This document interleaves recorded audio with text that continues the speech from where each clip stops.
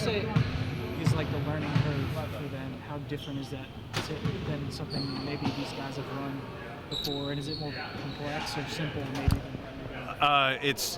It's going to look complex, but it's simple at the end of the day. Only time will tell for y'all to kind of dive into what we're doing, but pace is one of the big priorities for us. I thought our guys did a phenomenal job today. I thought we set a tone for the season of how we want to operate come practice. I think this was actually one of the shorter training camp practices, day one, that we've had, but the work rate was some of the best that we've ever had. And then the principles we're talking about, the amount of movement that we're going to have off of the ball is going to be significantly different. We had a decent amount of movement in the past. A lot of it was predicated on drives or ball screens, but involving more cuts is going to be a big key, more backdoors, more relocations, things of that nature, where when the ball's moving, everyone's moving in sync, that, the high level of anticipation. So it may be ugly at times right now. So when you talk about the learning curve, our guys are picking up this stuff really quick. It's just a matter of 5 guys being on the same page with the same amount of pace that it's going to necessitate. But I think the learning curve is going to come by pretty quick, in my opinion. These guys have done a great job, today, and as we get into the games, that'll reveal a little bit more what we got to clean up. But we're trying to keep the guidelines for how we want to play, especially in the half court, because obviously that's a big area that we have to improve on, to a simplistic approach. But as long as we're doing it at fast pace, it's going to look ugly. How we work through that, that's going to get us to where we need to be. How much of a deep dive did you do this offseason in terms of things you've done in the past, things that didn't work, and trying to figure out new philosophies and things that maybe you could adapt and optimize this group with in the future? Yeah, a lot of introspective, conversations. Obviously, with the new coaching staff that we've brought on, just learning different philosophies that have been successful elsewhere. At the end of the day, we're trying to get all 5 guys, to really collaborate and connect on the offensive side better than we've had in the past. Not always rely on 2-man actions. Like, we want to be a constant moving organism. So I did a lot of reading, a lot of research, a lot of conversations, a lot of film review, and then just trying to find the amount of information to give our guys early in camp. It's the speed at which we want to move. It's the movement patterns that we're trying to install with these guys, and then it's just one day after another, just continuing to build on what we're doing the day before. So as I said, the games are going to reveal a lot for us. We're going to have to be prepared for what the defense is going to show us, but at the end of the day, can we find solutions for any situation is what we're trying to uncover. How do you balance wanting that constant movement, all 5 guys involved, with having one of the best creators in the league with this ball? Yeah, it's going to be a fun process, to have kind of, as I said, like our guidelines for, how the ball's moving, how everyone's reacting around that. But then, we're going to have to read each other. We're going to have that level of feel that's going to come out as we're, competing here in training camp, the rest of preseason, the preseason games, to kind of get a feel for the strengths of all of our guys that, I like to say they have superpowers. We have to unleash that, whether that's a, individual being able to break down the defense and create an advantage, if it's having to use a 2-man action, if it's cutting, incorporating some more off-ball movement, that can be beneficial to the strengths of, our personnel. But some of our, lead core guys that drive our offense, we have to kind of react to, how they're adopting the system and make sure that we're all fitting in the right place. What about the defense, though? Because we're talking a lot about the offense. You have a heavy hand on the defense, but you lost a lot of assistants that helped you out on that end too. How are you trying to, maintain the level that the defense has had over the course of years? What changes, if any, are you making on that end, and how the other coaches kind of helping you along with that process? Yeah, there's definitely still some corporate knowledge, with Saint. He's kind of overseeing the defense. Patrick Mutombo is going to bring a lot of his experience that he's had in the NBA, new ideas, but I think at its core, our defense is still going to be built very similar to how we've done in the past. We've got to do a better job not fouling. We've got to do a better job with defensive rebounding, so that's going to be a big emphasis throughout camp. But, our priorities have taken away the paint and corner threes and, the types of shots that we want to live under duress is still going to kind of stay the same. And, there's some other nuances to our full court defense that we're going to be unlocking over the preseason that I'm excited about, and, having more of an aggressive pressure-based mentality rather than a containment mentality. So just kind of seeing how that unfolds over the next couple of weeks will be exciting to watch. We saw guys talking about picking up full court a little bit more. And then, obviously, summer league, that's all y'all were doing. Yeah. Is that part of that more aggressiveness, like picking up full court a little bit more and kind of causing that type of havoc? Yeah, the 3 things we're talking about offensively, our pace, principles, and possessions. And then the mirror image is how are we going to slow down team's pace? We can easily get back, but we're losing the possessions game. So this role change mentality, if when we're finishing our offensive possession, how are we winning more 50-50, balls, and then still establishing full court pressure, without giving leak outs and things over the top, to negate some of the pace that the opponents are going to try to throw at us. And then the principles, as I just mentioned, a lot of it's going to be the same core. How we prioritize the paint, corner threes, our shift defense, shift-heavy team, and then, as I said, we're going to have to get significantly better at rebounding, because then that's going to unlock our ability to get out and establish our pace. So trying to really dive into that kind of weave of the defense to offense a little bit more than we've done in the past, and just making sure those are the priorities that our guys come out of camp with.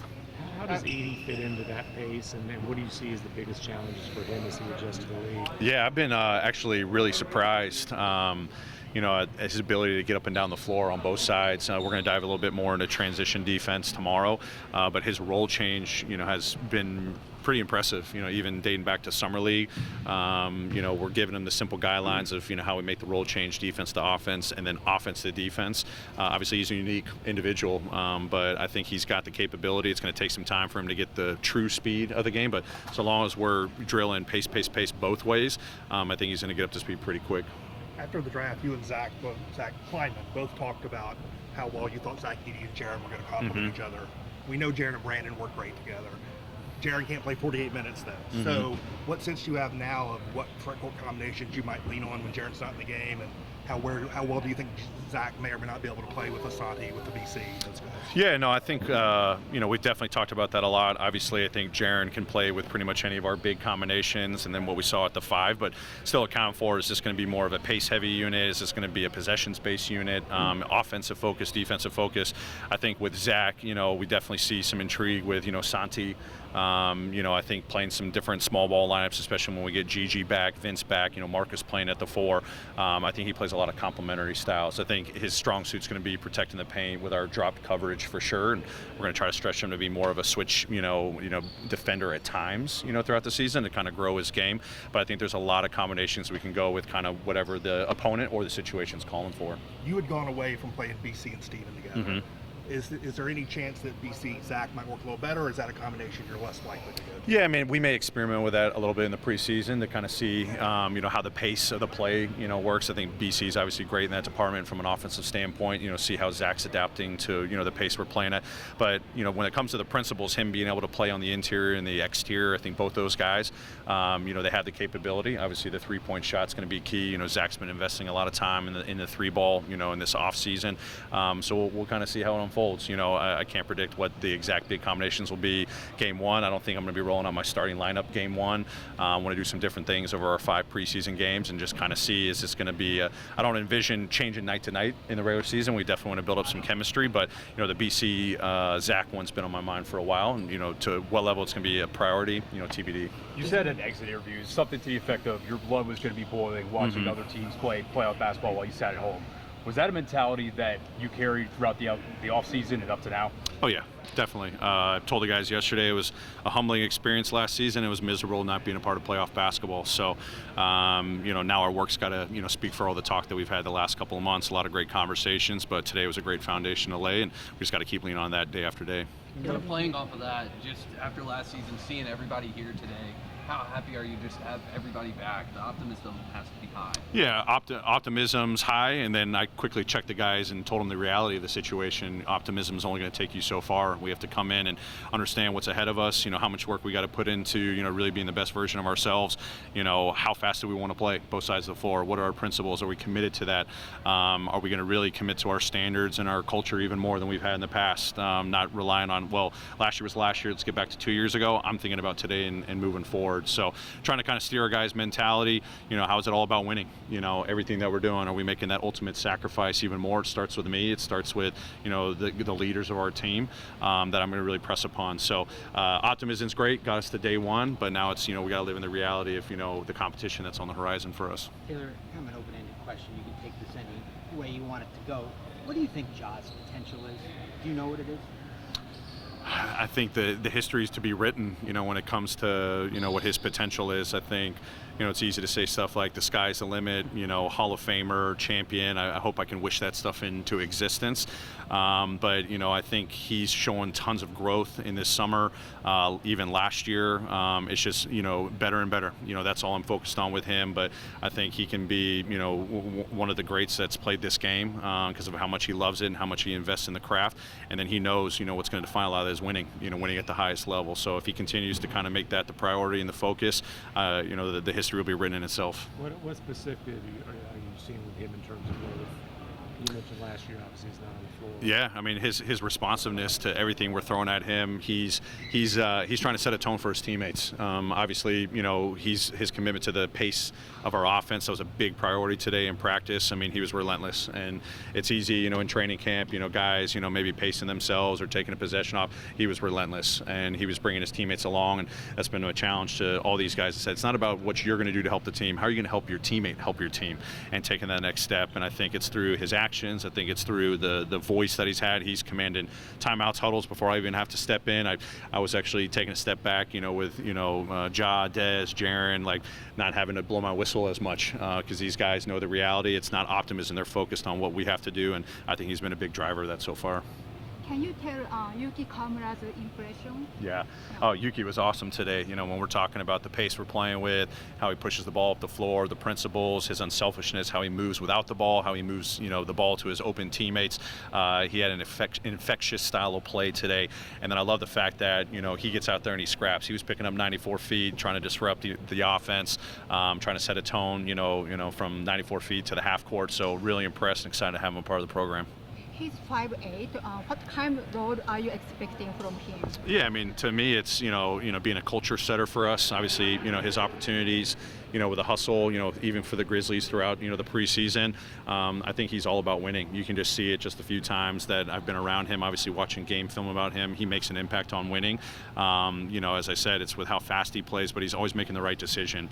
And then, regardless of what his size is, that's not going to stop his heart from going out there and competing, full court and trying to be a disruptor. He was getting a lot of deflections and steals today, and you could hear his teammates chirping about the impact he was making. We know how big rebounding is, the emphasis of that. When Zaki's out of the game, I'm sure you had a whole summer to digest this. How do you still be a good rebounding team this year? Yeah, I mean, I've said it for a couple of years. It's going to be on the collective unit to be able to do that. Obviously, we have guys on our roster that have a knack, on the defensive side of the floor when it comes to rebounding. But this has to be something that is a value to us. I'm talking about pace, principles, and possessions. Well, that's just not an offensive thing. So when are we going to, be honest with ourselves and recognize that it's all five guys? I mean, I challenged our main guys. I challenged Ja, Dez, and Jaren about their consistency and being able to uphold not just the pressure we want to establish on the defensive side, the commitment to our paint defense and our rotations, but also the rebounding. I mean, they were phenomenal today, flying around, getting boards, but holding themselves accountable is going to set a tone for the rest of the group to be able to execute that side of the floor. And just one quick update, medical update. Jaren did kind of feel some tightness in his hamstring today on a drive. We'll put a notice out in the next day or so, get some imaging. We're anticipating it might be a strain, not sure of the timeline, but on a drive to the basket, he had a little hamstring tightness that kind of flared up. So, okay. Thank you. Thanks, everyone. See you all tomorrow.